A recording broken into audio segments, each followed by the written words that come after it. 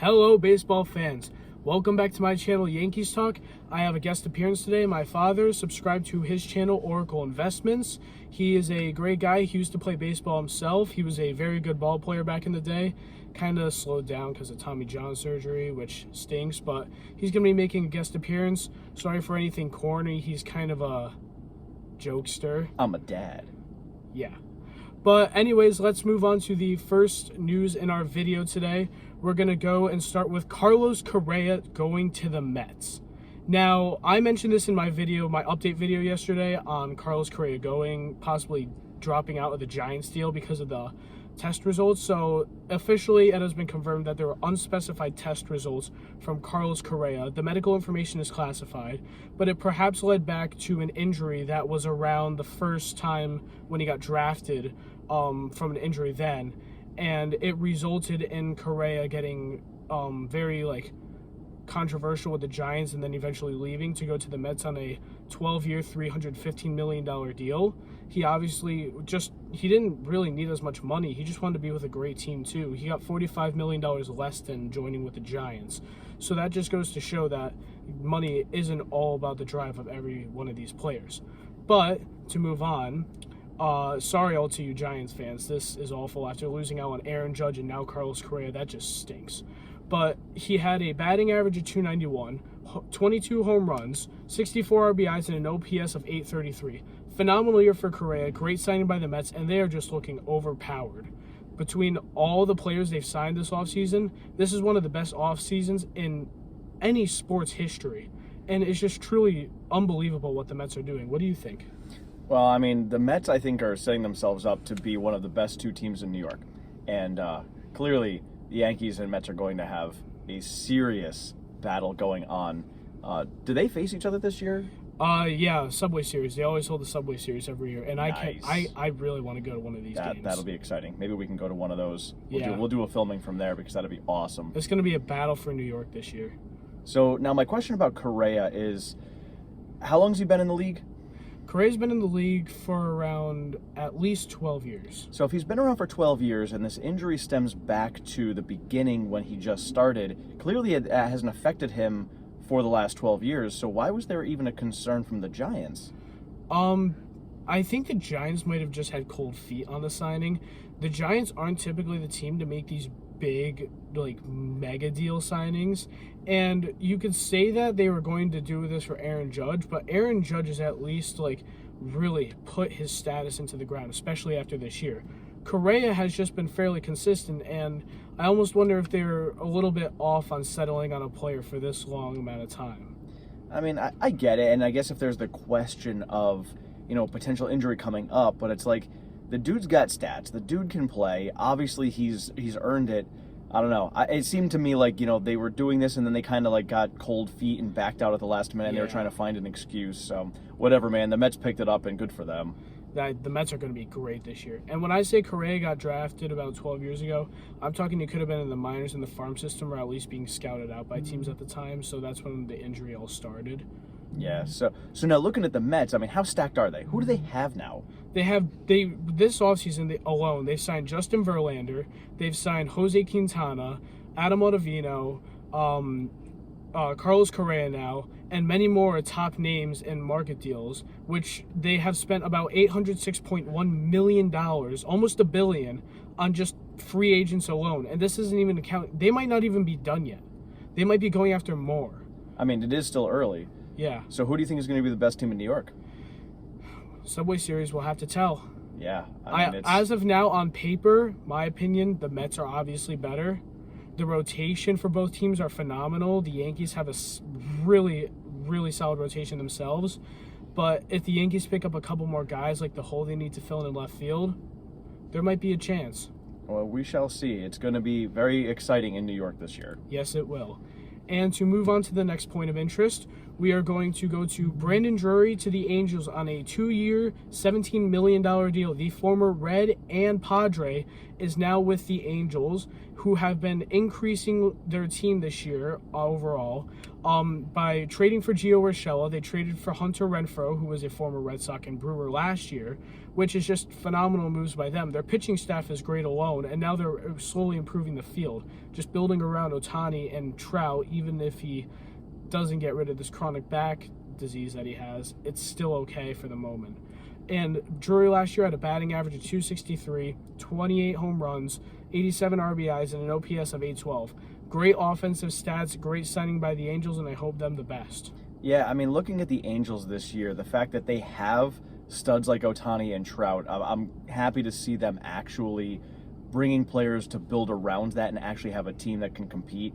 Obviously, they were okay, but like when you've got players like that, you really need to start building up, or you're going to end up being a team that players don't want to play for because they're not building a team for winning. Players want to win. Exactly. And there have been a ton of talks on, is Ohtani going to be traded to the Dodgers? Is Ohtani going to become a free agent next season and go to a bigger team market? My answer as of now, if the Angels keep signing these small guys or even bigger names in order to fill these holes and gaps they have to make a run for the AL West, that will just be absolutely amazing for them, because then they'll start actually being able to build around these pieces that they have and hopefully keep them. Yeah, because as long as they show their top players that they're willing to spend the money to win, then the big players will stay and they will be willing to work with a contract. But if the team is going to offer them big money but not anything else as far as winning goes, players are going to bounce. Exactly. And now let's move on to the hot take segment of the video. And I'm going to start with my own, and I'm going to say a very controversial one. Gary Sanchez to the Astros. We all know the Astros have had a catching problem. Jason Castro just retired. They got Christian Vasquez last year that really solidified that they were having a need for someone back there.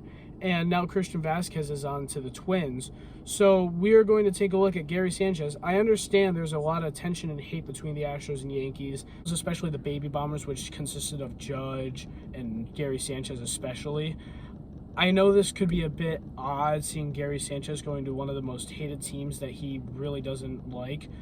But at the same time, I'm predicting he could be offered a 3-year, $20 million contract, which might be enough to bring him there. He didn't have a great offensive year. It was okay, but nothing like he used to do, and he's not the greatest catcher defensively, hence why I say about $20 million. He had a batting average of 205, 16 home runs, 61 RBIs, and an OPS of 659. So it wasn't a great season. It wasn't terrible compared to some other catchers, such as James McCann, but at the same time, I could see him going there just to really fill in that catcher spot at the moment for the Astros. I mean, the Astros can't find anybody else. I mean, the Astros are obviously good. I mean, clearly they are awesome. They just won the World Series. But, I mean, when it comes to the Astros, like, couldn't they pick up somebody else who's better as a catcher than Sanchez? I would say yes, but at the same time, they really didn't have the greatest catchers last year, and look where that got them. True. So at the same time, you don't always need the best players to win. We look at a team like the Dodgers, who are currently the best team in the NL West. Let's see if the Padres are going to change that this year with their big splashes.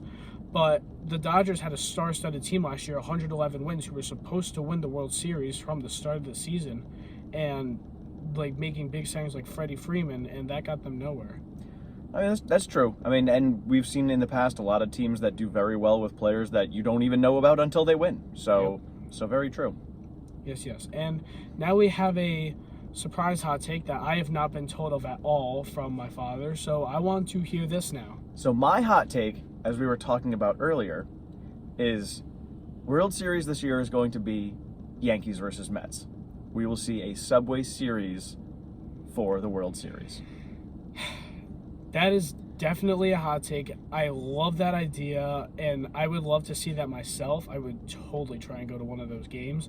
But at the same time, anything can happen. We saw what happened last year, Padres beating the Mets and Dodgers to go to the NL pennant race. We see the Astros and I think, just being the Astros and just dominating, so it's going to be very difficult for both teams. Yeah, but I also think that we're going to see a pennant race between the Padres and the Mets. So, of course, all of this barring injuries for the year. I think we'll see Padres, Mets in the pennant race, Yankees, and I don't know who. Maybe the Angels we see in a pennant race. I'm going for the Astros again. Could be the Astros, but if they bring on Gary Sanchez, then they're not going to be as good. So I would say no. Not true. But I think we may see if these two teams can do it, especially if the Yankees pick up a couple more players. I think we see a Yankees-Mets World Series next year. I would love that. That would be awesome. And let's go on to the last segment of our video. Let's go to the Yankees information. Let's start off with Carlos Rodon. Rodon is officially a Yankee. He has officially signed his contract and will be playing with New York for the next 6 years, which is amazing. Our pitching staff and rotation is going to be unbelievable and will just dominate teams as long as everyone stays healthy and consistent. And the last part is Judge has officially also been named captain of the Yankees. Well 16th deserved. captain of the Yankees. Amazing player, amazing guy, great clubhouse dude. Everyone loves him. Just a great guy all around. Super glad he's captain, and I cannot wait to see what we're going to do and what he's going to do for the team.